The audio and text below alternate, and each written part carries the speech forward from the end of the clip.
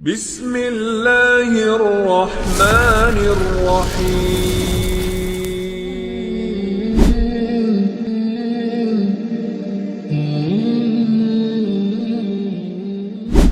Apabila seseorang teringat dengan harta yang terpendam,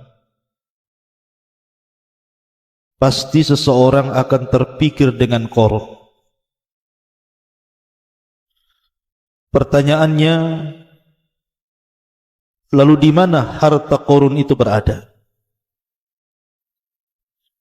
Kemudian apakah hakikat korun itu memang ada ataukah tidak? Ini yang kemudian menjadi perbincangan manusia, mulai orang biasa sampai kepada pakar-pakar peneliti.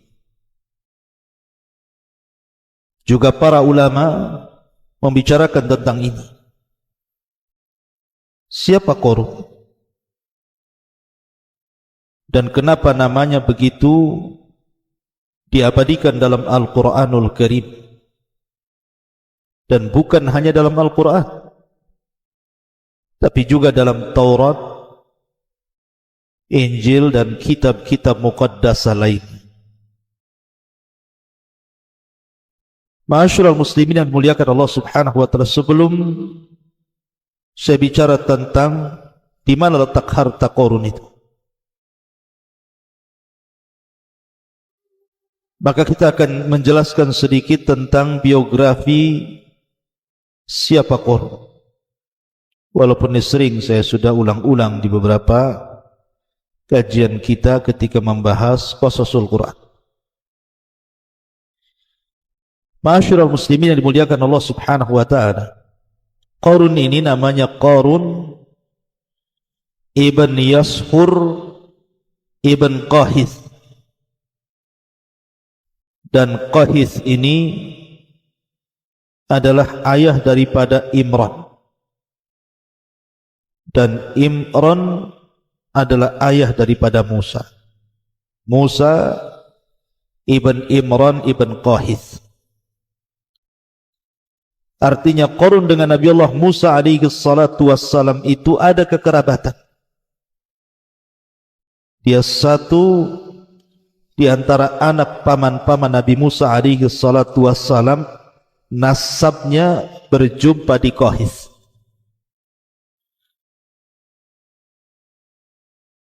Ma'asyiral muslimin yang dimuliakan Allah Azza wa Jalla, itu berdasarkan Al-Quran nama Qarun tersebut. Makanya Muhammad ibn Ishaq ibn Yasar, beliau mengatakan anna Qarun kana ammu Musa. Qarun itu pamannya Nabi Musa.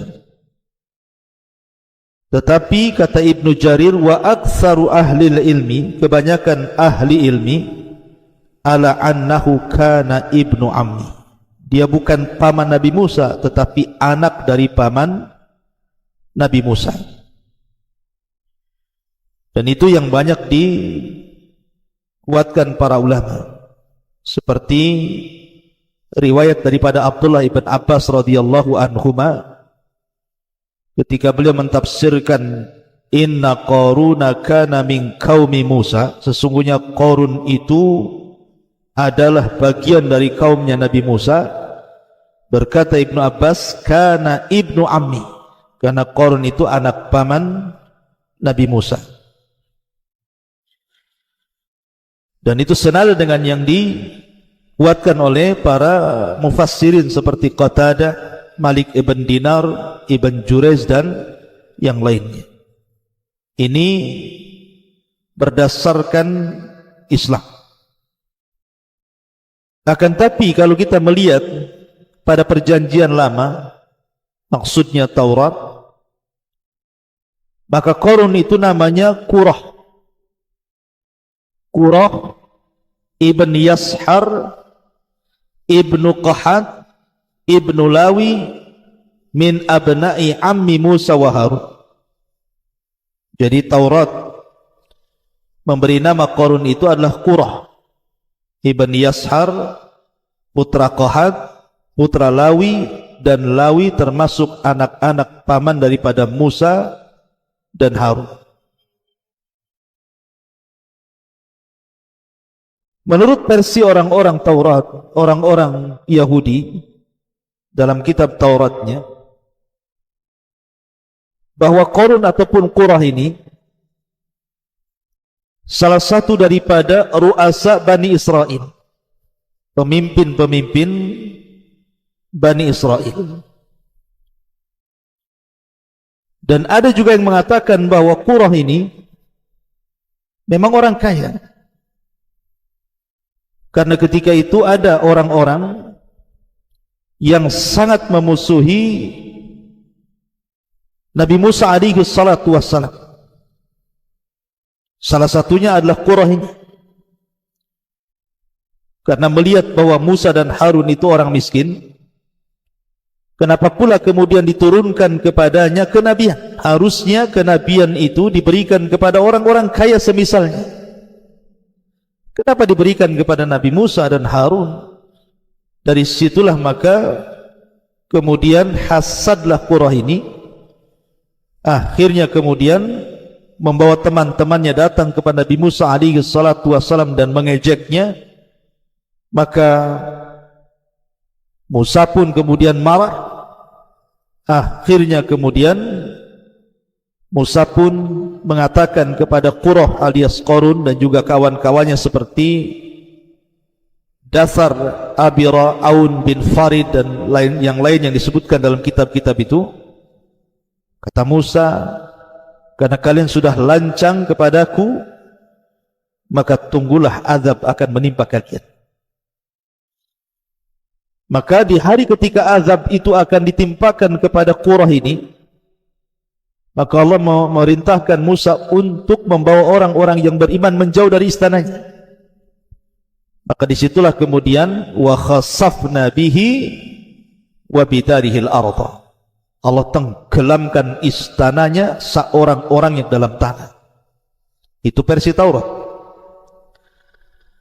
Tapi versi Islam justru terbalik, bahwa Qarun ini adalah orang miskin, dan dia meminta kepada Nabi Musa alaihi salatu wassalam agar diberikan rizki yang banyak dari Allah subhanahu wa ta'ala. Maka akhirnya kemudian Qarun pun yang tadinya fakir dari fuqara Bani Israel, bahkan dia seorang mukmin dengan Nabi Allah Ya'qub, bahkan dikatakan sebagai munawwir, di mana wajahnya bercahaya karena dia memiliki suara indah ketika membaca Taurat. Dan disukai oleh Bani Israel karena indahnya bacaan Taurat. Tiba-tiba kemudian setelah Allah subhanahu wa ta'ala memberikan kekayaan kepada Qarun ini, mulailah dia sedikit demi sedikit menjauh dari ajaran Musa. Dan ketika betul-betul Allah kuasakan harta yang banyak, kalla innal insana la yatgha an ra'ahu istaghna. Sekali-kali manusia bisa menjadi melampaui batas apabila dibentangkan kekayaan kepadanya. Ma'asyiral muslimin yang dimuliakan Allah subhanahu wa ta'ala, baik sebelum saya kupas tentang rahasia di balik harta Qarun, saya ingin membacakan beberapa ayat dalam Al-Quranul Karim yang berkaitan dengan kisah Qarun ini. Ma'asyiral muslimin yang dimuliakan Allah subhanahu wa ta'ala, Allah subhanahu wa ta'ala berfirman, inna Qarun kana min qaumi Musa fabagha alaihim. Sesungguhnya Qarun termasuk kaumnya Nabi Musa, tetapi dia berlaku zalim terhadap mereka. Wa atainahu minal kunuzi ma inna mafatihahu latanu'u bil usbati ulil quwwati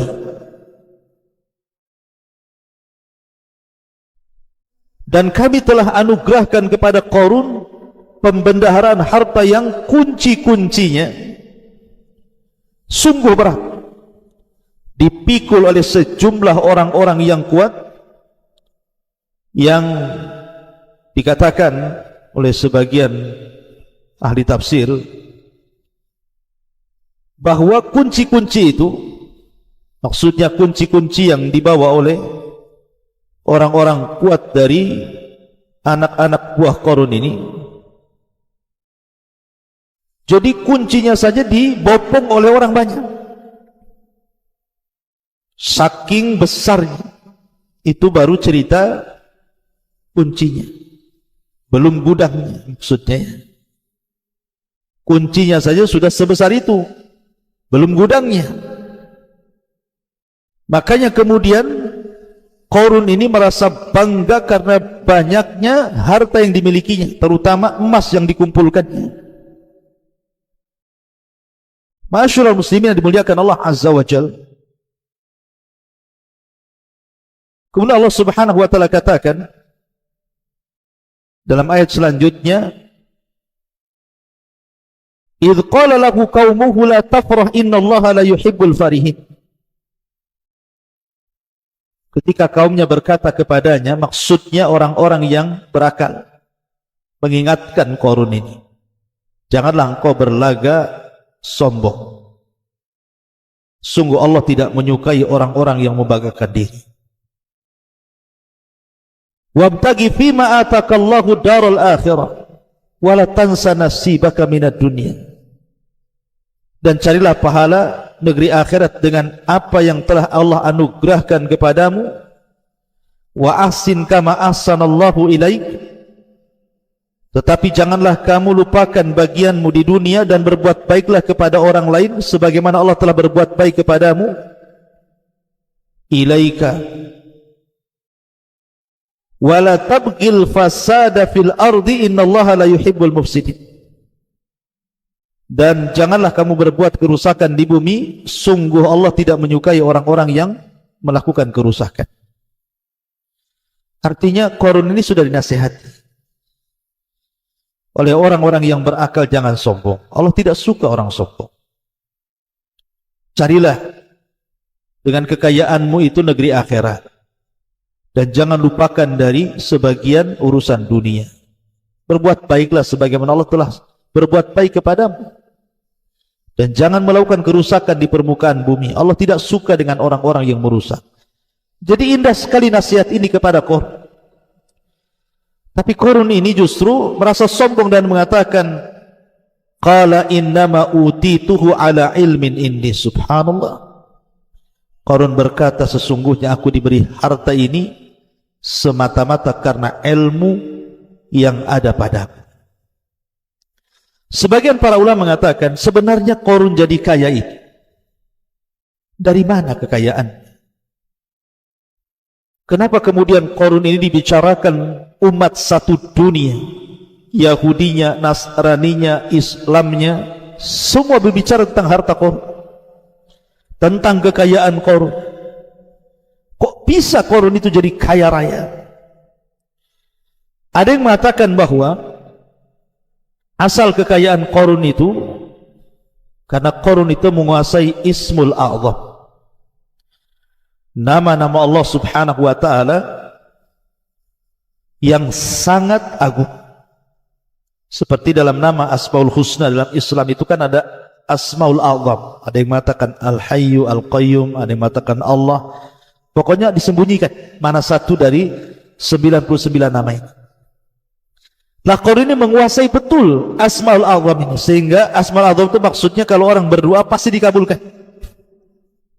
Sehingga karena dia menguasai Asmaul A'zam, seperti kalau kita membicarakan tentang Bal'am ibn Ba'ura, itu juga sama menguasai Ismul A'zam, di mana kalau berdoa mustajab, tidak mungkin ditolak. Lah dengan sebab Qarun menguasai Ismul A'zam itulah dia meminta kepada Allah untuk menjadi kaya raya, dan Allah kabulkan. Namun setelah itu dia kufur nikmat kepada Allah Azza wa Jalla. Walaupun pendapat ini tentu dibantah oleh para ulama, karena Ismul A'zam itu diperuntukkan bagi orang-orang yang beriman, bukan orang-orang kafir seperti Qarun. Kemudian yang kedua, Qarun ini dianugerahi oleh Allah Subhanahu wa taala tentang ilmu kimia. Dia bisa merubah dari sesuatu yang tidak berharga menjadi berharga. Bahkan bahasanya pasir aja bisa dibentuk jadi emas. Bahkan dia membentuk pintunya dari emas murni dan juga kursi. Tapi pendapat ini pun dipantau oleh para ulama. Maka yang benar apa? Yang benar Qarun kana tajiran. Qarun itu jadi kaya karena berniaga. Dan dia tujarul zahab, peniaga emas. Sehingga kemudian lambat laun, dari tadinya Qarun ini orang miskin menurut Islam gitu ya, kalau menurut ahli kitab justru dia sudah kaya.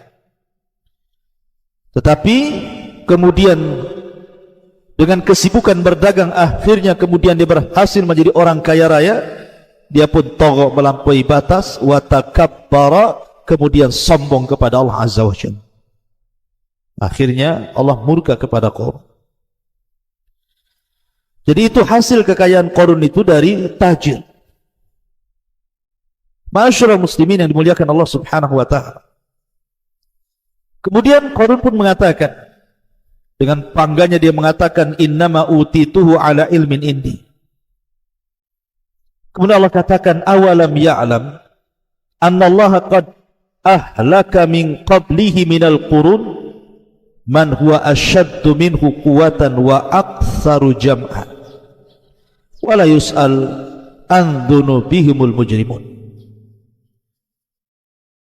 Tidakkah dia Qarun itu mengetahui bahwa Allah telah membinasakan umat-umat sebelumnya yang mungkin jauh lebih kuat dibandingkan Qarun dan lebih banyak harta dibandingkan Qarun, dan orang-orang yang berdosa itu tidak perlu ditanya tentang dosa-dosa mereka. Ma'asyiral muslimin yang dimuliakan Allah Azza wa Jalla, Qarun ini kan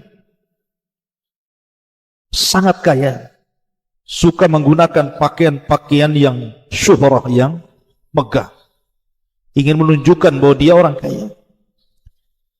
Sehingga dari penampilan Qarun, dari kekayaan Qarun, dari kebun, dari gudang-gudang harta, dari para pelayan, itu menjadikan pandangan manusia kepada Qarun ini, mereka ingin seperti Qarun.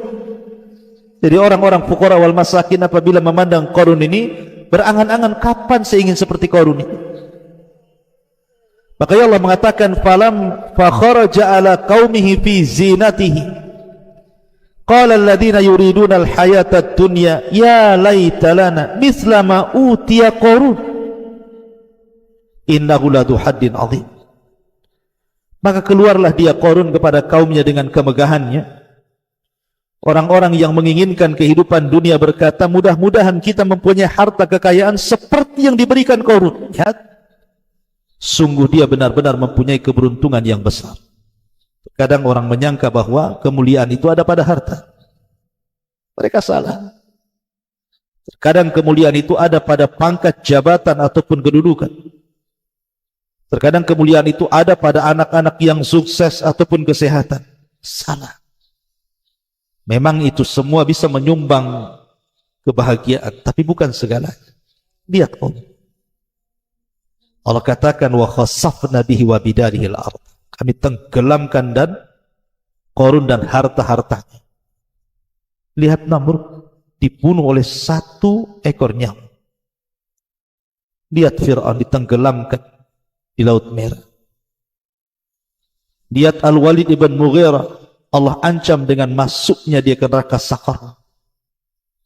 Jadi kebahagiaan bukan dengan harta. Wa qala alladziina utul ilma wailakum thawabullah khairun liman amana wa amila salihan wa la yulaqqaha illa sabirun. Tetapi orang-orang yang berilmu, orang-orang yang beriman, Ketika melihat orang-orang jahil, orang-orang bodoh itu tertarik dengan Qarun, mereka mengatakan, celakalah kalian. Ketahuilah pahala Allah jauh lebih baik bagi orang-orang yang beriman dan mengerjakan kebaikan, dan pahala yang besar itu hanya diperoleh oleh orang-orang yang sabar. Akhirnya Qarun semakin congkak.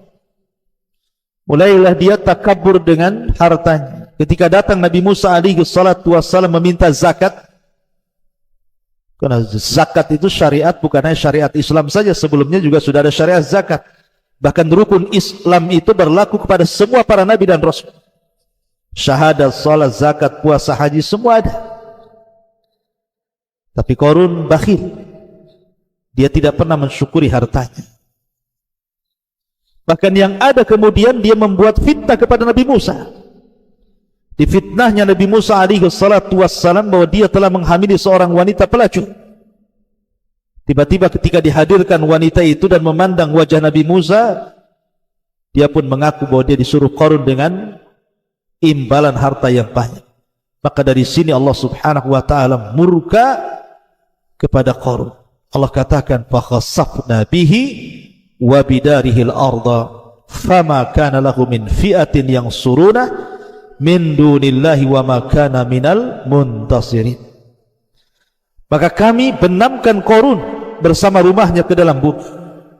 Maka tidak ada baginya satu kelompok yang akan menolongnya selain Allah, dan dia tidak termasuk orang-orang yang dapat mendapatkan pembelaan diri. Maka orang-orang miskin yang pada mula-mulanya kalau melihat Qarun itu pengen seperti Qarun, tiba-tiba mereka mengatakan, wa ka'annallaha yabsutur rizqa liman yasha min ibadi wa yaqdir laula amanna Allahu alaina la khasafa bina wa ka'annahu la yuflihul kafirun. Jadi duhai benarlah kiranya Allah melapangkan rizki bagi siapa yang dia kehendaki di antara hamba-hamba, dan membatasi bagi siapa yang dikehendaki di antara hamba-hambanya. Sekiranya Allah tidak melimpahkan karunia kepada kita, tentu dia telah membenamkan kita pula. Duhai benarlah kiranya tidak akan beruntung orang-orang yang mengingkari nikmat Allah itu. Baru sadar mereka. Jadi ketika melihat ada pelajaran besar dari Qarun, baru sadar mereka bahwa bukan itu kemuliaan. Makanya Allah akhiri ayatnya, tilka darul akhiratu naj'aluha lilladina la yuriduna uluwan fil ardi wala fasadan wal aqibatu lil muttaqin. Negeri akhirat itu kami jadikan bagi orang-orang yang tidak menyombongkan diri dan tidak berbuat kerusakan di bumi, dan kesudahan yang baik bagi orang-orang yang bertakwa. Intinya bahwa Qarun pun diazab Allah. Kemudian dirobohkan semua istananya, semua gudang-gudang emasnya, semua pembendaan hartanya, termasuk juga dirinya. Pertanyaannya, ma'asyiral muslimin yang dimuliakan Allah subhanahu wa ta'ala, di mana harta Qarun itu? Di mana peristiwa ini terjadi? Ma'asyiral muslimin yang dimuliakan Allah subhanahu wa ta'ala, sebelum saya jelaskan, kita akan jelaskan dulu sebenarnya peristiwa Qarun, perselisihan Qarun dengan Nabi Musa itu di Mesir, ataukah setelah Nabi Musa membawa Bani Israel sampai ke negeri Tih? Kalau versi Taurat, bahwa kejadian perselisihan Qarun dengan Nabi Musa alaihi salatu wassalam itu terjadi di Mesir. Karena ada yang mengatakan Qarun itu adalah salah satu dari orang-orang atau wazirnya Fir'aun dan Haman. Dan istilah Taurat namanya Qurah bin Yashab. Itu orang dekatnya Fir'aun dan Haman. Dan dia orang kaya.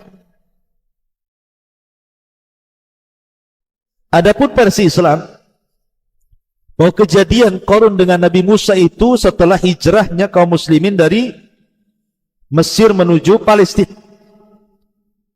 Maka disitulah terjadi di Arditih. Qarun membangkang perintah Nabi Musa alaihi salatu wassalam, nasibnya sama dengan Bal'am ibn Ba'urah. Kenapa? Karena salah satu laqab Qarun itu munawwir, hasanus saut, suaranya indah ketika membaca At-Taurat, dan manusia suka dengan Qarun itu karena bercahaya wajahnya, menunjukkan bahwa orang yang membaca Al-Quran itu terang wajahnya. Lah, kita tahu bahwa Taurat bukan turun di Mesir. Taurat itu turun ketika Nabi Musa berada di Bumi Tih. Maka dari sini menunjukkan bahwa peristiwa ini terjadi setelah hijrahnya Musa membawa Bani Israel dan menyelamatkan dari kejaran Fir'aun sehingga sampailah di negeri Tih, negeri linglung bahasa kitanya, karena ketika diajak jihad mereka tidak mau. Disitulah peristiwa berlaku. Ma'asyiral muslimin yang dimuliakan Allah Subhanahu wa taala, dalam cerita barat ada lagi bahwa Qarun itu adalah raja Libya, Malik Kuruzus. Yang dikenal di barat ini, Kuruzus ini raja Libya yang sangat kaya raya gitu ya. Yang konon dia orang yang pertama kali mencetak uang emas. Dialah Qarun itu sebenarnya. Tapi ulama Islam menolak pendapat dari barat. Kenapa? Karena Kuruzus ini mati di tangan Qurus Al-Farisi. Dan ini bertentangan dengan Al-Quran yang Allah katakan wa khassafna bihi wa bidarhil arda. Qarun ditenggelamkan bersama harta-hartanya ke perut bumi. Sementara Kuruzus ini mati di tangan Qurus Al-Farisi. Sehingga apa yang diprasangkakan barat bahwa Qarun adalah Kuruzus ini tidak benar, karena bertentangan dengan Al-Quran dan juga sunnah Nabi sallallahu alaihi wasallam. Ma'asyiral muslimin yang dimuliakan Allah Azza wa Jalla, setelah kita tahu bahwa peristiwanya di Arditih, di bumi linglung ini, lalu terjadi silang pendapat. Di mana harta Qarun yang ditenggelamkan Allah itu? Ada yang mengatakan bahwa peristiwa itu terjadi di Mesir,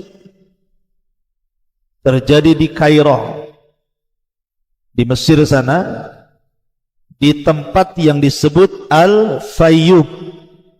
Al-Fayyum ini kalau dibuat jarak dari Kairo Mesir sekitar 150 km di barat daya Kairo dan Mesir, Fayyum ini. Karena di situ konon ada runtuhan bangunan yang dipercaya sebagai tempat tinggal Qarun di masa itu, dan tempat itu berdekatan dengan Danau Qarun, atau kurang lebih berjarak sekitar 2 km. Menurut beberapa sumber, bangunan yang masih berdiri kokoh adalah benteng yang dibangun oleh Qarun. Jadi ada yang berpendapat bahwa Qarun itu hartanya dipendam di Fayyum, di Mesir sana. Bahkan Fayyum ini menjadi pusat penelitian dunia. Apakah betul di situ pernah terjadi gempa gitu sehingga menghancurkan istana Qarun dan Qarun-Qarunnya sekali gitu ya? Ataukah ada tempat lain selain Fayyum ini? Ada juga yang mengatakan bahwa peristiwa ini bukan terjadi di Fayyum, tetapi terjadi di Nainawa. Nainawa mana? Di Irak. Disitulah kekayaan Qarun yang kemudian Allah Subhanahu wa taala tenggelamkan ke bumi. Di Nainawa di Irak. Ada juga yang mengatakan bahwa harta Qarun itu ya di bawah sungai Efrat itu. Dan Nabi SAW yang mengatakan bahwa di situ ada pembendarahan emas gitu ya. Tapi ma'asyiral muslimin, Quran ataupun sunnah Nabi SAW tidak menjelaskan secara detail letaknya di mana, Kemudian waktunya kapan, karena kelahiran Qarun dan wafatnya Qarun aja tidak dijelaskan. Yang disepakati bahwa Qarun itu hidup di zaman Nabi Musa dan mati di zaman Nabi Musa. Tapi kapan lahirnya, kapan wafatnya tidak dijelaskan. Termasuk tempat ditenggelamkan Qarun dan juga seluruh istana dan kekayaannya tidak dijelaskan. Sehingga kita hanya berpatokan kepada Al-Quran dan Sunnah Nabi SAW, karena tidak ada keterangan yang jelas dari Quran Sunnah tentang letaknya di mana. Sehingga kemudian manusia menerka-nerka, ada yang mengatakan di Fayyum di Mesir, ada yang mengatakan di Nainawa Irak, ada yang mengatakan di Efrat gitu, dan begitu seterusnya. Yang jelas bahwa kemungkinan bisa terjadi. Yang jelas bahwa Qarun pernah ditenggelamkan bersama hartanya. Di mana harta itu berada, wallahu a'lam. Itu yang paling selamat, wallahu a'lam. Ma'asyiral muslimin yang dimuliakan Allah Subhanahu wa taala, maka kita tidak bisa memastikan keberadaan harta Qarun yang terpendam di dasar bumi itu. Tapi yang jelas bahwa Al-Quran ketika menceritakan sebuah kisah, yang paling inti itu bukan bicara tentang tahun kelahiran, tahun wafat, di mana kejadian, di tempat mana, bukan itu. Tetapi ketika Allah menceritakan sebuah kisah itu untuk diambil fawaid dan juga ibrah. Seorang munafik di zaman Nabiullah Musa alaihi salatu wassalam, Qissatu As-Samiri. Siapa Samiri itu? Sebelum kita masuk pada kisahnya Samiri yang membuat patung seperti anak sapi yang kemudian disembah oleh Bani Israel, saya akan urut dulu kisahnya. Di dalam Al-Quran Allah Subhanahu wa ta'ala berfirman, wa idh faraqna bikumul bahra fa'anjaynakum wa aghraqna ala fir'auna wa antum tanzurun. Dan ingatlah ketika kami belah lautan untukmu, lalu kami selamatkan dirimu, dan kami tenggelamkan Fir'aun dan para pengikutnya, sementara kalian menyaksikan dengan mata-mata kalian sendiri. Nabi Musa alaihi salatu wassalam ketika menyelamatkan Bani Israel dari perbudakan Fir'aun, maka Musa berhasil menyeberangkan Bani Israel dari Mesir mengarah ke Palestina melalui Laut Merah. Dan itulah mukjizat yang sangat masyhur dari Nabi Musa alaihi salatu wassalam, mampu membelah lautan dengan tongkatnya, tentu dengan izin Allah Subhanahu wa taala. Terbelah 12 jalan di lautan itu, karena Bani Israel 12 kabilah. Ketika kemudian betul-betul mereka dikejar Fir'aun dan mereka sudah sampai di ujung lautan, sementara Fir'aun itu masih di tengah lautan, disangkanya itu jalan biasa, bukan lautan yang terbelah.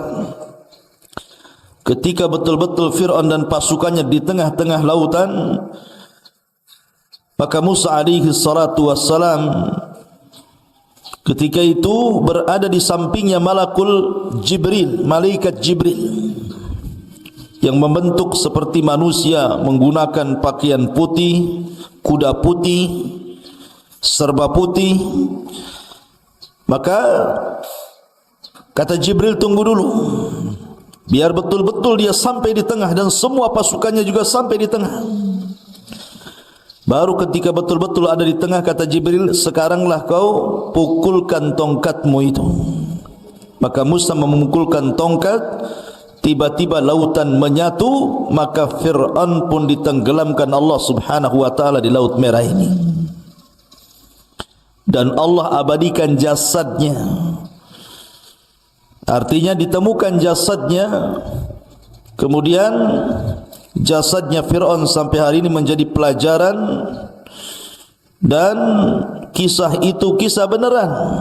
Kalau anda ingin atau antum semuanya ingin melihat jasad Fir'aun, datang ke Mesir sana. Sana ada jasadnya Fir'aun.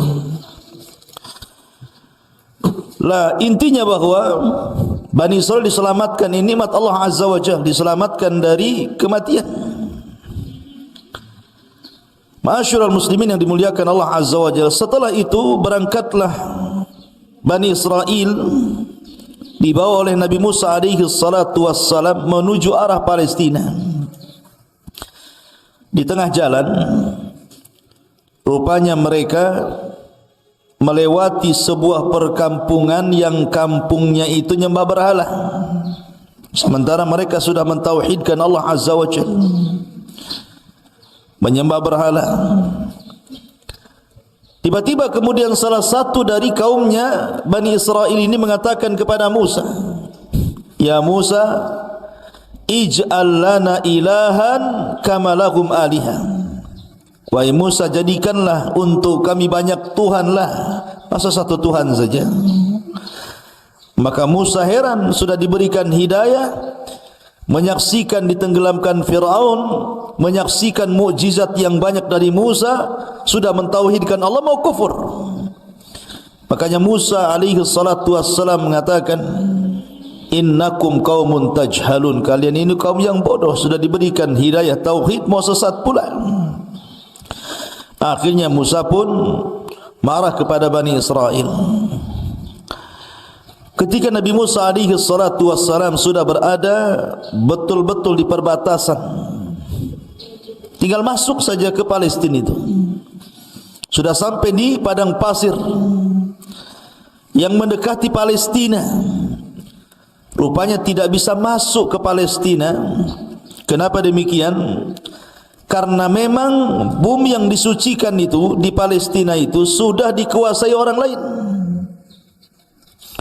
di mana tidak mungkin Musa alaihi salatu wassalam membawa Bani Israel ke dalam Ardul Muqaddasah, bumi yang disucikan Palestina itu, kecuali harus berperang melawan sebuah kaum yang disebut dengan Jababirin minal Amalikah, kaum Jababir dari Amalikah, dari kaum Amalikah itu yang menempati Ardul Muqaddasah, negeri Palestina. Jadi siapa yang menempati sebuah kaum Jababirin dari kabilah Amalikah, di situ sudah duluan menempati Baitul Maqdis. Maka kemudian Musa alaihi salatu wasallam diperintahkan untuk jihad. Jihad pertama kali. Sebelumnya Bani Israel tidak pernah perang. Kalian harus siap-siap perang, bertempur merebut Baitul Maqdis dari Amalikah. Bahkan Yusha ibn Nun yang ketika itu sangat dipercaya Nabi Musa alaihi salatu wasallam, yang menemani Musa saat pergi mencari Khidir adalah Yusha ibn Nun, pembantunya. Yusha ibn Nun mengatakan, ya qaum idkhulu alaihim min babil Madinah kama amarakum yang surkumullahu fala ghaliba lakum. Wahai kaumku, masuklah kalian dari pintu depan, pintu kota, dan kalau seandainya kalian akan perang, maka Allah subhanahu wa ta'ala akan memberikan kemenangan dan tidak terjadi kekalahan kepada kalian. Tapi Bani Israel ini ketakutan, pengecut, tidak mau perang, takut mati. Akhirnya kemudian mereka mengatakan, lan nadkhulaha abada madamu fiha. Selama orang Amalikah itu masih ada di situ, kemudian kami harus perang melawan Amalikah, kami tidak akan masuk ke situ. Kemudian mereka pun lancang kepada Musa dan mengatakan, idhab anta wa rabbuka faqatila inna hahuna qaidin. Hai Musa, Kalau engkau ingin perang, sono berangkat sendiri, ajak Tuhanmu perang berdua, kami nonton di sini siapa yang kalah siapa yang menang. Kurang ajar tidak? Ya. Asal sama nabinya bilang begitu. Kalau kau mau perang, pergi sana sendiri katanya. Ajak Tuhanmu, perang berdua sana katanya. Kami enggak mau di sini. Karena mereka menolak, tidak mau perang, tidak mau berjihad, tidak mau mengambil Baitul Maqdis. Ini pula yang menyebabkan Allah Subhanahu wa taala mengazab Bani Israel. Dengan cara apa? Akhirnya mereka tidak bisa keluar dari negeri itu. Tersesat di padang pasir, tersesat di sebuah negeri yang disebut Ardut Tih namanya, negeri Tih, sebuah padang pasir kering kelontang, tidak ada tanaman, tidak ada tumbuhan, tidak ada air, tidak ada apapun, padang pasir, panas luar biasa. Diazab oleh Allah Subhanahu wa taala, tidak bisa keluar dari situ. Pergi ke mana saja ujung-ujungnya ke situ juga. Kayak orang melinglung, kayak orang bingung. Lebih-lebih kemudian padang pasir itu saya katakan tadi tidak ada tumbuhan, tidak ada tanaman, tidak ada pepohonan, tidak ada burung, tidak ada apapun. Betul-betul kering kelontang, panas terik luar biasa. Mereka tidak bisa keluar dari situ. Tersiksa hidup mereka. Itulah disebut dengan Tih. Berapa puluh tahun mereka diuji oleh Allah. Fa innaha muharramatun alaihim arba'ina sanatan yatihuna fil ardi fala ta'sa 'alal qaumil fasiqin. Dan negeri Tih itu digambarkan dalam surah Al-Maidah ayat 26. Yatihun, maksudnya di negeri Tih. Allah berfirman, maka negeri itu terlarang buat mereka selama 40 tahun. Mereka akan mengembara kebingungan di bumi itu. Maka janganlah engkau wahai Musa bersedih hati memikirkan nasib orang-orang fasik itu. Biarkan saja mereka kebingungan seperti itu. Diajak perang tak mau. Ya. Akhirnya Allah uji mereka dengan diletakkan di bumi Tih, bumi kebingungan. Ma'asyiral muslimin, ikhwan akhwat yang dimuliakan Allah Azza wa Jalla. Ketika mereka tidak bisa keluar dari situ, terpaksalah mereka tinggal di situ. Dengan panas terik yang luar biasa, dengan kelaparan karena susah cari makanan. Apa yang mau dicari makanan? Binatang buruan pun tidak ada. Dedaunan yang akan dimakan pun tidak ada, apalagi buah-buahan. Namanya padang pasir kerang kelontang, apa yang mau dimakan? Masa makan pasir? Tak mungkin. Akhirnya kemudian ketika mereka lapar, mereka datang kepada Musa alaihi salatu wassalam. Ya Musa, kami lapar, kami pengen makan. Tolonglah berikan kepada kami makanan. Berdoalah kepada Rabbmu agar diturunkan makanan kepada kami. Subhanallah, Allah Karim. Nabi Musa alaihi salatu wassalam walaupun melihat Bani Israel sudah kurang ajar, su'ul adab namanya, kepada nabinya, tetap saja Musa itu sabar. Laqad udhiya katsiran fa sabara. Musa itu sudah banyak diuji oleh kaumnya tapi sabar. Akhirnya Allah janjikan kepada Bani Israel yang tersesat di Ardut Tih itu diberikan makanan. Kalau pagi diberikan makanan man, kalau sore hari diberikan makanan salwa. Manna was salwa. Apa itu manna dan apa itu salwa? Kan Allah Subhanahu wa taala berfirman tentang manna was salwa itu. Ada yang mengatakan bahwa manna itu sejenis madu. Sejenis madu yang bisa dimakan, rasanya kayak madu, bahkan lebih manis dibandingkan madu. Dan itu untuk makanan di pagi hari. Diberikan kepada mereka alman. Adapun makanan di sore hari mereka akan diberikan salwa. Salwa itu sejenis burung, daging burung, kemudian diletakkan di tempat yang tinggi, tinggal diambil saja. Subhanallah ikhwan. Makanan pagi dan makanan sore itu, ketika terbit dan ketika tenggelam matahari itu, Allah mudahkan semuanya. Mereka tidak perlu cari lagi, tidak perlu lelah letih. Pokoknya mereka pagi hari lapar, tinggal diambil saja. Sudah ditentukan tempatnya, nanti tahu-tahu sudah ada saja manna itu tiap pagi. Dan juga burung-burung yang siap santap, tahu-tahu sudah ada saja di sore hari. Subhanallah, ini keajaiban. Tinggal ambil saja. Mau makan pagi sarapan, tinggal cari ambil, sudah ada man di situ. Kalau sudah sore mereka lapar, tinggal makan kemudian salwanya. Ini nikmat mana lagi, ikhwan? Makan enggak perlu nyari lagi, enggak perlu kerja, enggak perlu pontang-panting gitu ya. Enggak perlu menjadikan kepala di bawah kaki di atas. Ngapain pula kayak gitu ya? Tetapi Bani Israel ini kaum yang degil, ikhwan. Gimana enggak degil? Mereka mengatakan, wa id qultum ya Musa lan nasbiru ala ta'amin wahid fad'u lana rabbaka yukhrij lana mimma tumbitul ardu min baqliha wa qithaiha wa fumiha wa adasiha wa basaliha. Apa kata mereka? Sudah enak dikasih manna wassalwa, tinggal ngambil makan. Itu makanan lezat, makanan diberkahi, enak luar biasa. Mereka mengatakan, hai Musa, kami tidak sabar, tidak tahan dengan satu macam makanan ini aja. Asih salwa manna, salwa manna. Cobalah, kata Bani Israel, mohonkanlah untuk kami kepada Tuhan, wahai Musa, agar dia mengeluarkan bagi kami dari bumi ini tumbuh-tumbuhan,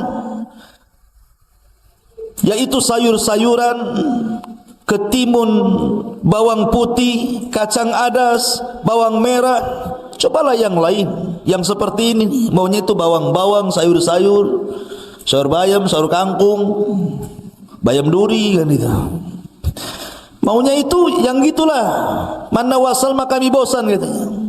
Lihat bagaimana orang-orang Bani Israel ini aneh. Allah sudah berikan makanan terbaik, mau pula makanan-makanan yang rendah-rendahan. Makanya Musa mengatakan kepada Bani Israel, qala tastabdiluna alladhi huwa adna billadhi huwa khair, ihbitu misr. Kata Musa alaihi salatu wassalam, kenapa kalian mengganti makanan baik dengan makanan yang rendah? Itu rendah itu. Bawang merah, bawang putih, sayur-sayur itu makanan rendah. Kau bisa datang kemana saja ada itu. Kenapa harus minta kepadaku? Tapi mana salwa ini tidak bisa dicari, karena itu makanan dari Allah subhanahu wa ta'ala langsung. Tapi kalau hanya bawang putih, bawang merah, kacang-kacangan, sayur-sayuran, kau tinggal pergi ke mana daerah di situ. Misron di sini bukan Mesir, tapi daerah mana saja itu mudah dicari. Kenapa pula kemudian kalian tidak mau memakan manna wassalwa lagi? Ihbitu misran fa inna lakum ma sa'altum. Pergilah kau ke sebuah desa atau kota atau daerah, pasti kamu akan memperoleh apa yang kalian minta. Sebab ini Allah mengatakan, dzuribat alaihimudz dhillatu wal maskanatu wa ba'u bi ghadabin minallah. Maka ditimpakanlah kepada mereka nista dan kehinaan, serta mereka mendapatkan kemurkaan dari Allah subhanahu wa ta'ala. Ketika mereka kehausan, mereka datang kepada Musa, ya Musa, kami haus, air sedikit, ini rebutan banyak orang nih. Maka Allah subhanahu wa ta'ala firmankan, wa idistasqa Musa di qaumihi faqul nadrib bi asakal hajar fanfajarat min khuthnata asyrata aynan. Dan ingatlah ketika Musa memohon air untuk kaumnya, lalu kami berfirman, pukulkanlah tongkatmu pada batu itu, niscaya akan memancarkan padanya 12 mata air. Maka Musa pun kemudian memukulkan ke batu di padang pasir itu, keluar 12 sumber, 12 sumur. Kenapa? Karena kabilah Bani Israel ada 12, jadi jangan rebutan. Kamu punya sumur masing-masing nih. Ya, kamu jangan kabilah ini, jangan kau minum di sini, sumurmu yang sana. Jadi jumlah sumur disesuaikan dengan jumlah kabilah. Kemudian mereka mengatakan, ya Musa, panas, ini padang pasir, nggak ada pohon untuk bernaung, kami hanya di tenda-tenda panas. Akhirnya mereka pun kemudian meminta kepada Musa alaihi salatu wassalam agar Allah menaungi mereka. Makanya Allah mengatakan, wa dhallalna alaikumul ghamam wa anzalna alaikumul manna wassalwa, dan kami naungi kalian dengan awan. Tiba-tiba ada awan yang menghalangi antara kepala mereka dengan matahari, sehingga mereka tidak kepanasan lagi. Kurang apa nikmatnya Bani Israel? Mereka panas dikasih awan menaungi mereka sehingga tidak tersengat matahari. Mereka minum, Musa alaihi salatu wassalam kemudian memukulkan tongkat keluar sumber mata air. Mereka lapar, Allah turunkan manna dan salwa. Dalam riwayat mereka pun meminta baju, karena bajunya sudah lama mereka pakai gitu, nggak ganti-ganti. Coba bayangkan sampai minta baju, ya, baju lebaran. Sampai kemudian bukan hanya itu saja, mereka meminta macam-macam kepada Musa alaihi salatu wassalam. Tapi Musa itu memang nabi yang sabar untuk mengobati Bani Israel. Intinya di bumi Tihi ini mereka kesulitan. Lah setelah segala nikmat yang Allah anugerahkan di bumi Tihi ini, dari silah Musa karena lama, itu kan ujian bagi mereka selama 40 tahun. Musa tidak mungkin membiarkan mereka seperti itu. Musa harus membuat undang-undang, yang mana undang-undang ini bisa menertibkan kehidupan mereka. Maka Musa pun meminta kepada Allah untuk diturunkan undang-undang kepada mereka. Maka Allah janji untuk menurunkan Taurat kepada Musa asal Musa berangkat ke bukit yang disucikan Allah Azza wa Jalla, Bukit Tur, Bukit Sainah. Akhirnya Musa alaihi salatu wassalam diperintahkan Allah untuk berangkat selama 30 hari meninggalkan Bani Israel untuk mendapatkan mandat Taurat. Ketika itu Bani Israel diserahkan kepada adiknya Harun. Berangkat Nabi Musa selama 30 hari.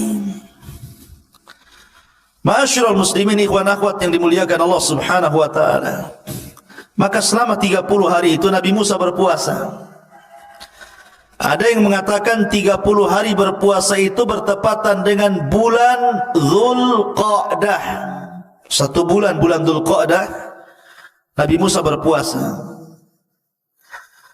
Ketika sampai di bukit Tur, Bukit Sainah, maka Musa pun beritikaf di bukit itu selama 30 hari, 30 malam, berpuasa terus, tidak membatalkan puasanya, karena tahu akan berjumpa dengan Allah. Ketika sampai di tanggal 30, sebagaimana ditetapkan oleh Allah Subhanahu wa taala, tiba-tiba Nabi Musa membatalkan pula puasanya. Bukan tidak ada alasan, karena alasan Nabi Musa kenapa membatalkan puasa di hari ke-30, karena takut kalau seandainya dia bicara dengan Allah mulutnya bau. Karena orang puasa itu kan mulutnya tidak sedap. Tiba-tiba ketika dia hendak membatalkan puasanya karena sebab itu, maka Allah Subhanahu wa taala melarang dan mengatakan, wahai Musa, jangan kau batalkan puasamu, fa inna luhufa fammis shaim atyab indallah min rihil miski. Karena bau mulutnya orang yang berpuasa itu lebih harum di hadapan Allah dibandingkan minyak kasturi. Di hadapan Allah, jangan di hadapan kawan antum, baulah. di hadapan Allah. Ya, kalau di hadapan makhluk tergantung sahur antum. Sahur jengkol bau jengkol, sahur pete bau pete. Ya, takkan sahur jengkol bau kasturi. Ya.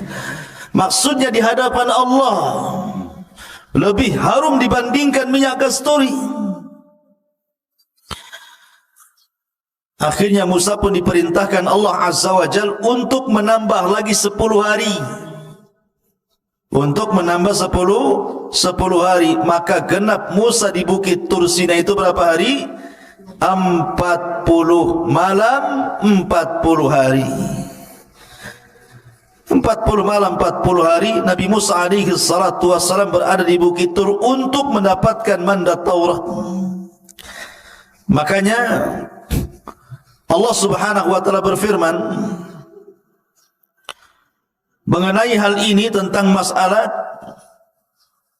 Taurat ini, walaqad jaa Musa limiqatina wa kallamahu rabbuhu qala rabbi arini anzur ilaik. Dan ingatlah ketika kami berjanji kepada Musa untuk memberikan Taurat sesudah 40 malam. Setelah 40 malam, wa wa'adna Musa 30 lailatan, awalnya kami janjikan kepada Musa 30 malam, wa atmamnaha bi ashrin, dan kami meminta untuk menyempurnakan dengan 10 malam lagi, berarti 40 malam. Fatamma miqatu rabbih 40 laila, maka sempurnalah pertemuan antara Musa dengan Rabbnya 40 lailatan, 40 malam.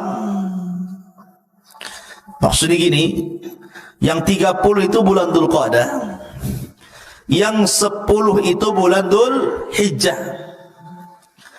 Berarti di malam ke-40 bertepatan dengan Idul Adha. Karena yang 30 hari bulan Dzulqa'dah, yang 10 hari 10 awal bulan Dzulhijjah. Berarti hari ke-40-nya ketika Taurat turun itu di Idul Adha. Idul Adha, tanggal 10 Dzulhijjah.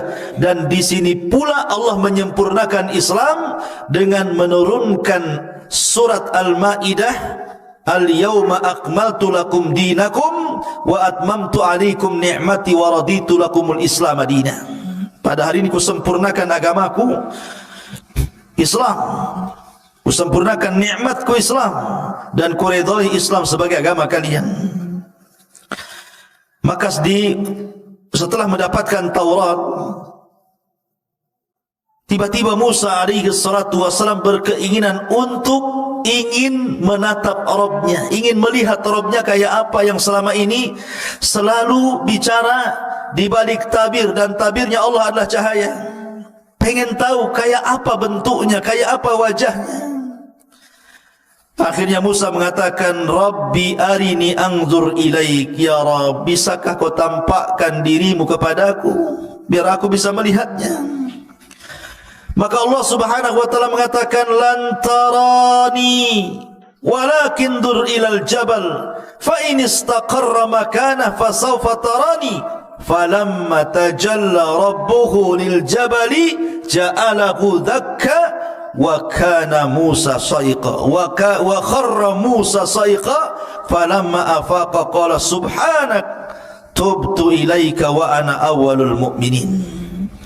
Kata Allah Subhanahu wa ta'ala, ya Musa, engkau enggak mampu melihatku. Bukan aku tidak bisa dilihat, matamu yang enggak sanggup melihatku, kata Allah. Akan tetapi kalau kau enggak yakin, lihatlah bukit yang penuh dengan batu itu, Bukit Tur Sina ini. Kalau aku menampakkan diriku kepada bukit itu dan bukit tidak bergerak dari tempatnya, kau akan melihatku. Tapi kalau sebaliknya, bukit itu hancur karena melihatku, maka selamanya kau tidak bisa melihatku. Falamma tajalla rabbuhu, ketika Rabbnya menampakkan diri lil jabali, kepada gunung, apa yang terjadi? Ja'alahu dakka, tiba-tiba gunung gempa, hancur, lebur, berantakan. Wa kharra Musa sa'iqa, Musa terpental kemudian pingsan. Tiba-tiba Musa mengatakan, tubtu ilaika, aku tobat kepadamu ya Rabb. Falamma afaq, ketika dia sadar dari pingsannya, tubtu ilaik, aku tobat kepadamu ya Rabb. Wa ana awwalul mu'minin, aku beriman, tidak perlu kau tampakkan zatmu kepada aku, katanya. Ya. Dari sini menunjukkan bahwa Tuhan kita Allah tidak akan pernah terlihat di dunia.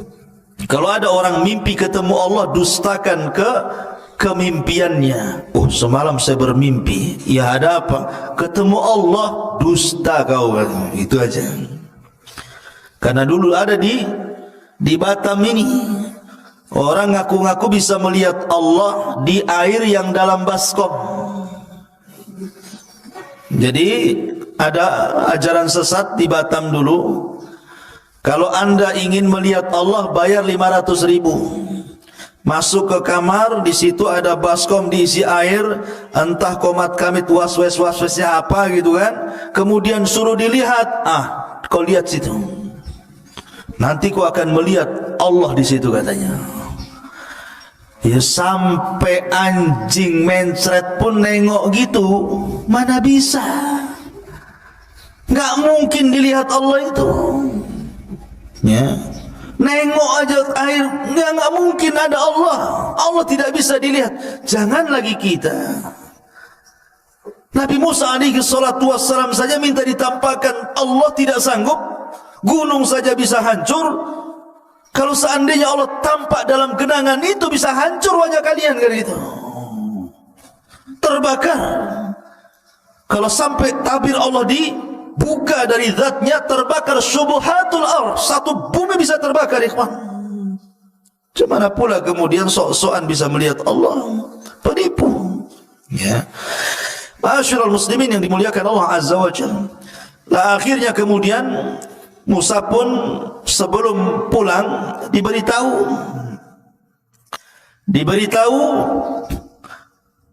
bahwa Samiri, ini kisahnya, bahwa Samiri 10 hari sudah berhasil menyesatkan Bani Israel.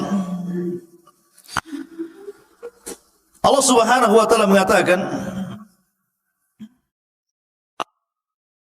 tentang kisah Samiri ini, wa ma'ajalaka an qaumika ya Musa, dan mengapa engkau datang lebih cepat dari kaummu hai Musa? Qala hum ulai ala athari wa ajiltu ilaika rabbi litarda. Dia Musa berkata, itu mereka sedang menyusulku, aku akan segera datang kepadamu Tuhanku, karena engkau ingin dan karena aku ingin mendapatkan ridhamu. Kemudian qala fa inna qad fattanna qaumaka min ba'dika wa adhallahumus Samiri. Dan Allah berfirman, sungguh kami telah menguji kaummu wahai Musa setelah engkau tinggalkan selama 40 malam, dan mereka telah tersesatkan oleh Samiri.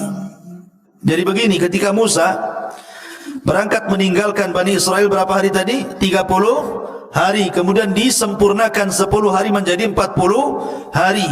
Jadi dari 30 hari itu Samiri belum buat ulah tuh. Samiri buat ulah itu 10 hari ketika Nabi Musa menambah hari puasanya. Mereka sesat selama 10 hari. Bayangkan, hidayah itu milik Allah, ikhwan. Mereka mengikuti Musa bertahun-tahun, disesatkan yang Samiri cuma 10 hari saja. Bagaimana cara menyesatkannya? Samiri ini terjadi khilaf para ulama, siapa Samiri. Ada yang mengatakan Samiri ini salah satu dari Bani Israel. Ada yang mengatakan Samiri itu artinya dia bukan dari Bani Israel, dia kaum Kibti, kaumnya Fir'aun, tapi mengikuti ajaran Musa. Pura-pura munafik, mengikuti ajaran Musa, kemudian ikut di belakang Nabi Musa. Lah ketika Musa menyeberangi lautan,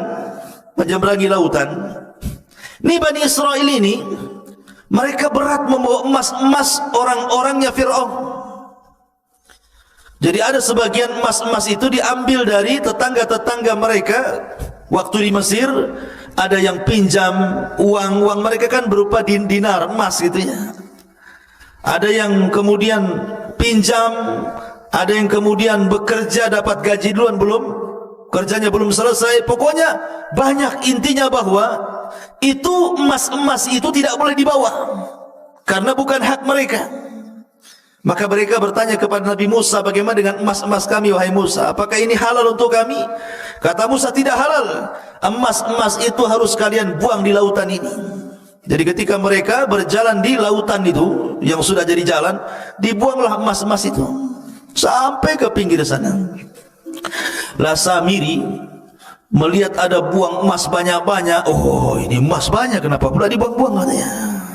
Diambilnya, dikutipnya satu-satu, akhirnya dapatlah satu karung emas-emas yang dilempar-lempar itu. Kemudian setelah itu Samiri melihat ada orang berbaju putih, berkuda putih di samping Musa. Dan seolah-olah dia pula yang memberikan instruksi. Kata orang putih begini, maka Musa akan begini. Kata orang putih begitu, maka Musa akan begitu. Samiri kaget, kenapa Musa diperintahkan orang itu? Nah, dari sini Samiri curiga, karena memang itu jelmaan malaikat, utusan Allah Azza wa Jalla.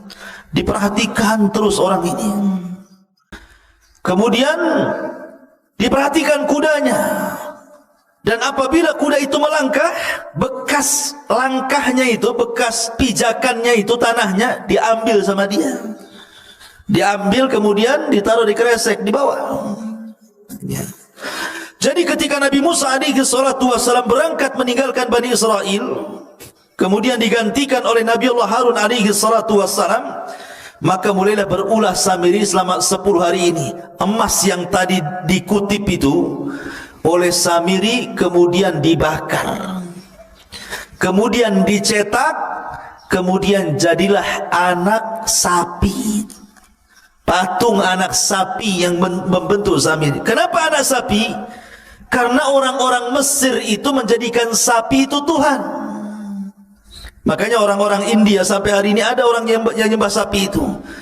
Jadi daerah-daerah tertentu di India itu, kalau ada sapi kemudian masuk ke pasar, makan kangkung, makan bayam, jangan diusir. Itu Tuhan lagi makan. Ya, macam-macam. Di India itu banyak. Ya, sesembahan salah satunya sapi disembah. Ada juga yang nyembah ular sendok di sana itu. Ya. Jadi akhirnya kemudian dibentuklah patung anak sapi itu. Ketika sudah jadi patung anak sapi itu, kemudian ditenggerkan di tengah-tengah lapangan Bani Israel. Dia kan punya tanah. Tanah itu bekas pijakannya kaki kudanya Jibril. Dimasukkan ke mulutnya tanah itu. Subhanallah.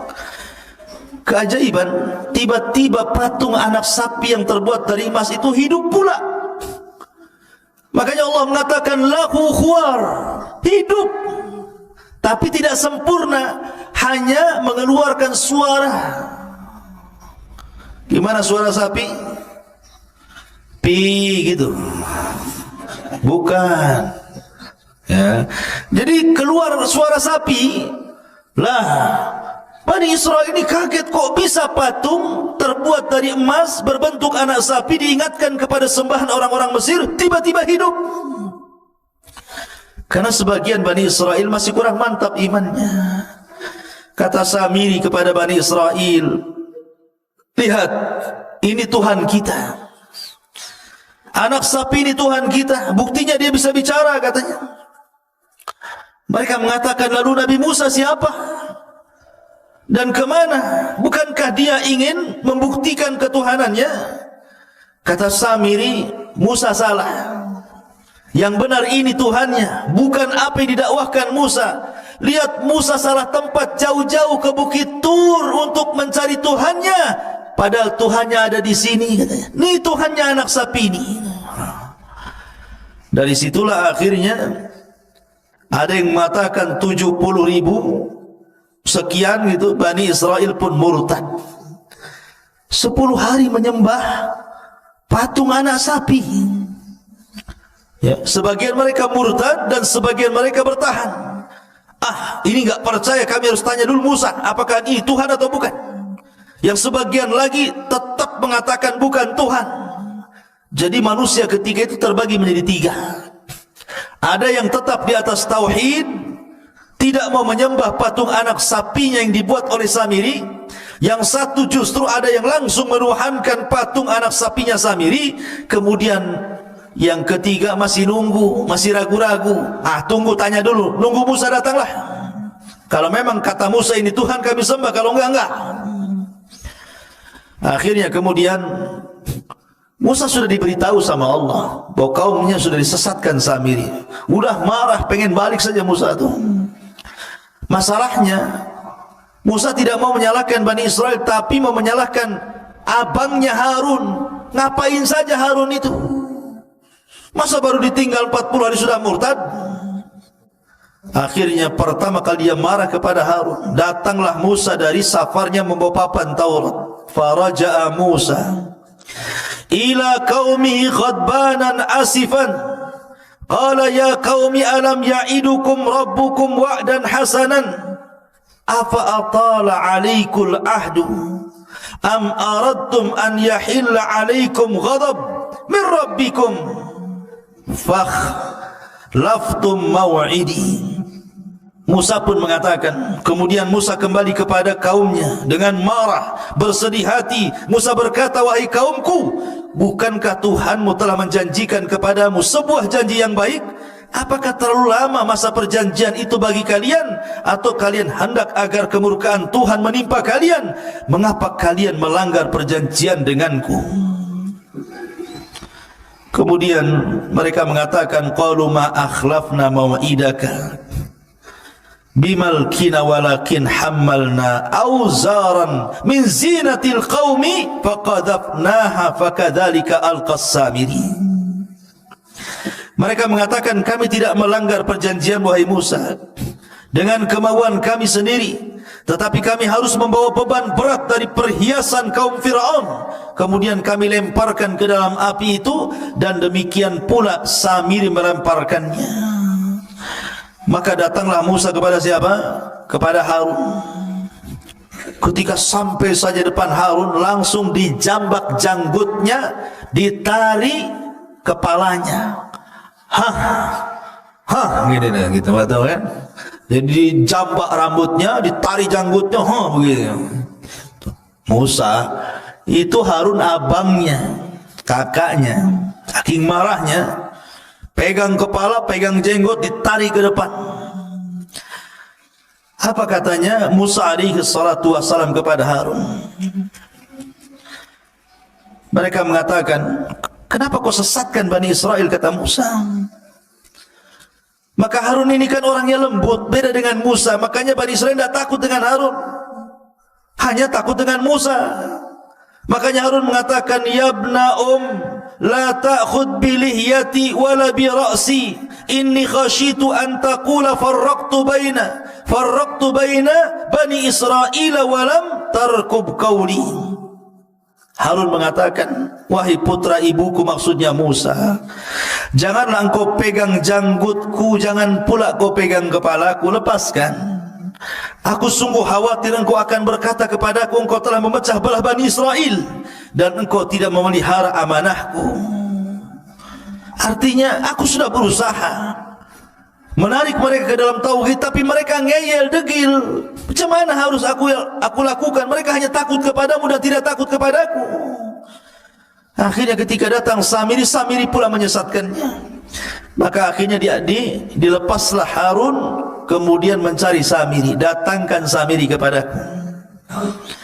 Maka datanglah Samiri, dihadapkan kepada Musa. Marah Musa. Kata Musa, qala fama khatbuka ya Samiri. Hei Samiri, apa yang mendorongmu melakukan seperti itu?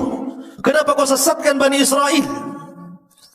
Kata Samiri, qala basartu bima lam yabsuru bi faqabadtu qabdatan min atharir rasul fanabattuha wa kadzalika sawwalat nafsi. Dengan entengnya Samiri mengatakan, aku mengetahui sesuatu yang tidak mereka ketahui, hai Musa, dan aku ambil segenggam tanah dari jejak Rasul, maksudnya Jibril, kakinya kudanya Jibril, lalu aku melemparkannya ke dalam api yang di situ sedang dicetak anak sapi Samiri, demikianlah nafsuku yang memerintahkanku. Jadi ketika Musa, siapa atas perintah siapa kau lakukan itu, kata Musa, maka Samiri dengan tenang mengatakan, nafsuku yang memerintahkan.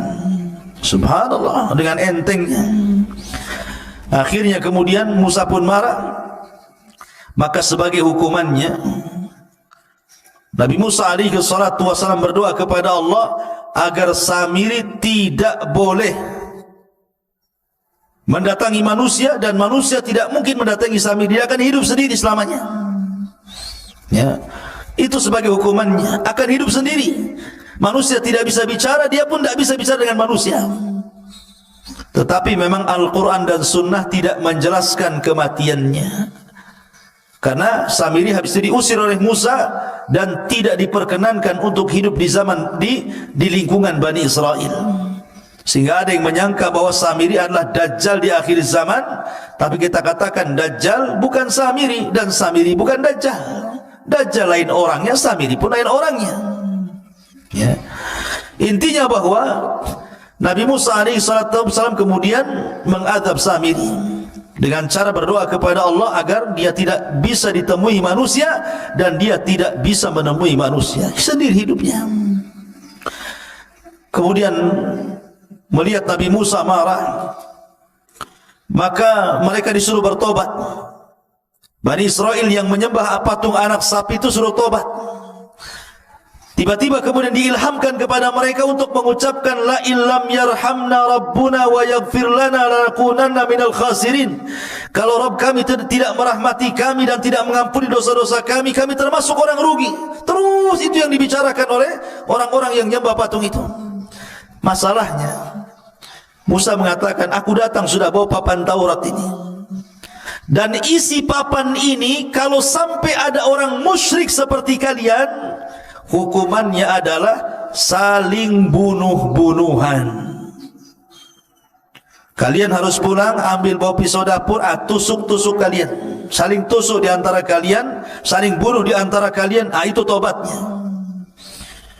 Karena Allah mengatakan, wa idh qala Musa liqaumihi, wa idh qala Musa liqaumihi, dan ketika Musa berkata kepada kaumnya, ya qaumi innakum zalamtum anfusakum bittikhadikumul ijla fatubu ila bariikum faqtulu anfusakum dzalikum khairul lakum inda bariikum fataba alaikum ila akhiril ayat. Wahai kaumku, karena kalian sudah menzalimi diri kalian menyembah patung anak sapi, tobat kalian. Tapi tobatnya faktulu anfusakum, bunuh diri-diri di kalian. Mak, tobatnya ngeri. Kalau antum di dalam Islam, kalau orang datang ke dukun kemudian menyesal, tinggal balik syahadat, balik ke Islam. Ini tidak. Kalau orang sudah melakukan kesyirikan, maka cara tobatnya harus saling membunuh. Anda bawa pisau dapur, saya bawa gergaji, bawa peranglah sampai mati, sampai dua-duanya mati. Dan itu lebih baik.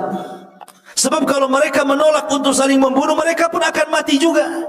Karena ketika mereka menolak untuk saling membunuh, maka mereka teringat dengan Nabi Musa. Musa pernah mengangkat bukit Tur, kemudian diletakkan di atas kepalanya. Tobat atau dilempar bukit ini, katanya.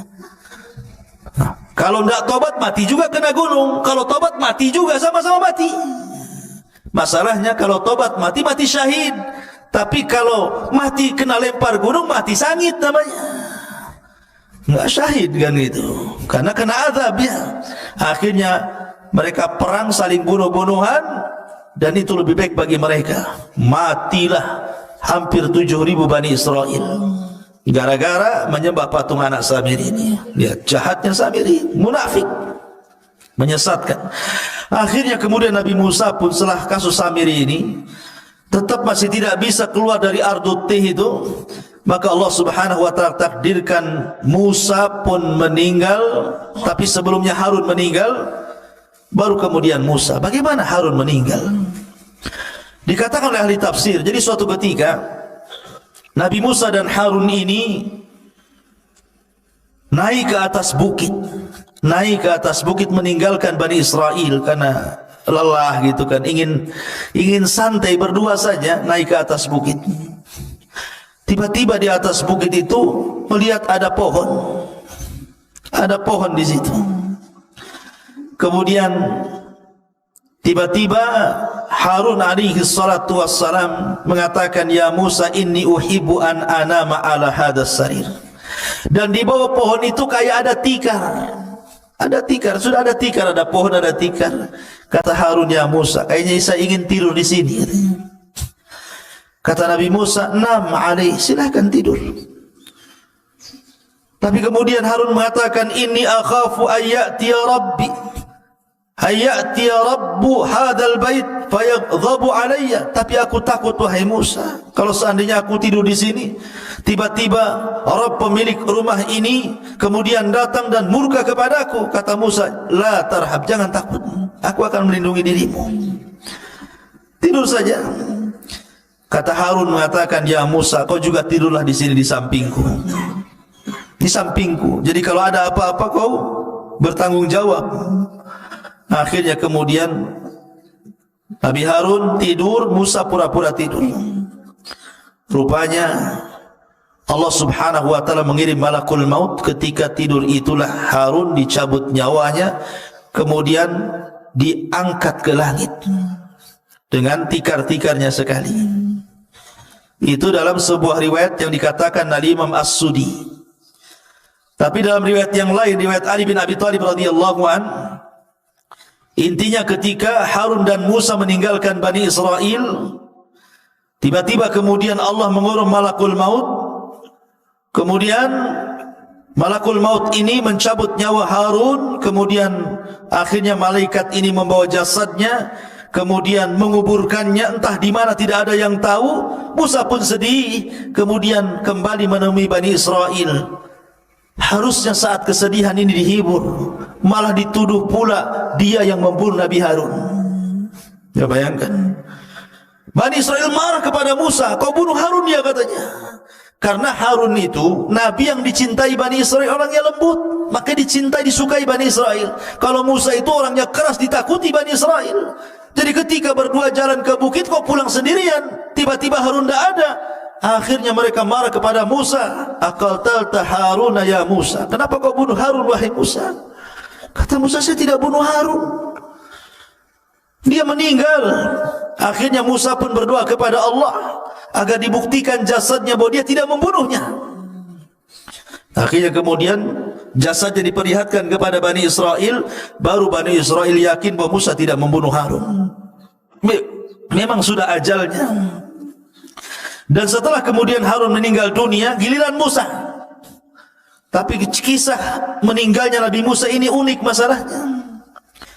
Disebutkan dalam hadis Abu Hurairah radhiyallahu anhu, Rasul yang mengatakan, "Ja'a malakul maut," datang malaikat maut, ila Musa ibn Imran, menuju Musa ibn Imran. Faqala lahu, dan dia pun berkata kepadanya, Aku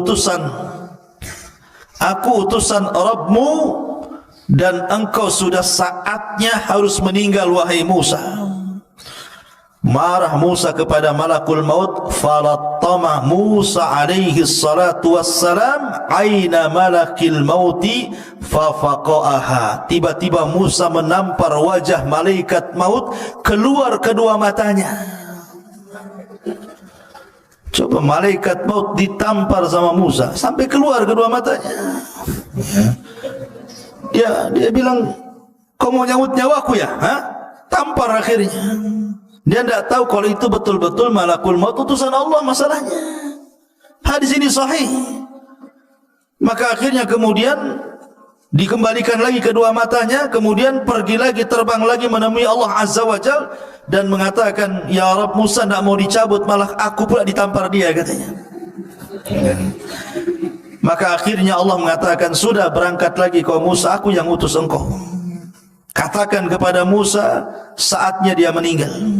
Usia dia sudah selesai." Maka faraja'a malakul maut, maka malakul maut kembali lagi menemui Musa alaihi salatu wassalam dan mengatakan, dan dia mengatakan kepada Musa, "Wahai Musa, sesungguhnya aku diutus oleh Allah Subhanahu wa taala untuk mencabut nyawamu."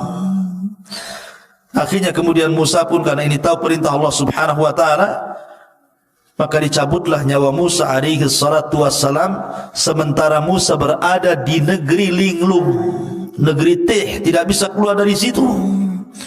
Maka Harun dan Musa sama-sama meninggal di Ardut Tih ini. Lalu siapa yang meneruskan tongkat estafet dakwah Musa? Pembantunya yang kemudian menjadi nabi, namanya Yusha ibn Nun. Yusha ibn Nun yang diberikan mukjizat oleh Allah bisa menahan matahari. Bagaimana kisahnya? Jadi ketika kelompok-kelompok pengecut yang diajak perang itu sudah mati semuanya, generasi-generasi itu mati semuanya, datang generasi baru, anak-anak muda pemberani dipimpin Yusha bin Nun, baru mereka mau perang. Ketika itu mereka menyerbu orang-orang Amalika yang menguasai Al-Quds, Baitul Maqdis. Ketika kemudian peperangan hampir dimenangkan, tiba-tiba masuk di hari Jumat, sudah hampir tenggelam matahari. Dan mereka dilarang tidak boleh perang hari Sabtu masalahnya. Karena hari Sabtu bagi orang Yahudi itu hari yang diagungkan. Makanya nanti kita akan kisahkan tentang kisah Ashabus Sabti, orang yang diadab di hari Sabtu. Jadi matahari tinggal tenggelam. Ini kalau tenggelam di Jumat sore berarti sudah masuk Sabtu. Sementara ini sudah mau menang. Akhirnya berfikirlah Yusha ibn Nun. Maka dia menatap matahari dan mengatakan, "Inni ma'mur kama annaki ma'mur." Aku diperintahkan Allah sebagaimana kau juga diperintahkan Allah. Tolong jangan tertenggelam dulu sampai Allah menangkan perangnya. Maka matahari di situ saja tidak bisa tenggelam sampai perang betul-betul menang, baru kemudian tenggelam. Maka ini mukjizatnya Yusha ibn Nun, bisa menahan matahari. Kalau antum jangan pergi matahari, ya tetap saja matahari pergi. Atau antum yang pergi ke matahari, kemana? Ke Nagoya sana, ada matahari ya. Tapi bukan matahari di atas ya. Jadi Yusha ibn Nun yang kemudian berhasil menguasai Baitul Maqdis dan Bani Israel bisa masuk ya. Disitulah kisah bagaimana Samiri menyesatkan Bani Israel sampai kepada kisah Yusha ibn Nun.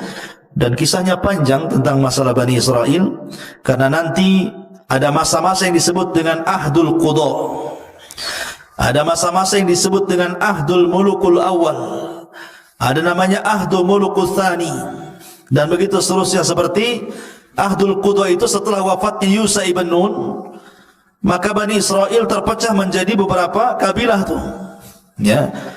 Tetapi mereka masih dipimpin oleh Nabi, dan Nabi yang terakhir yang memimpin adalah Nabi Samuel.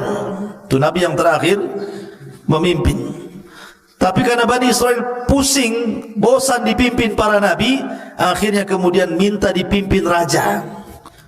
Maka raja yang pertama yang dipilihkan Samuel atas izin Allah adalah rajanya Talut, yang kemudian melawan Jalut. Di antara tentara Talut ada Nabi Daud, masih kecil.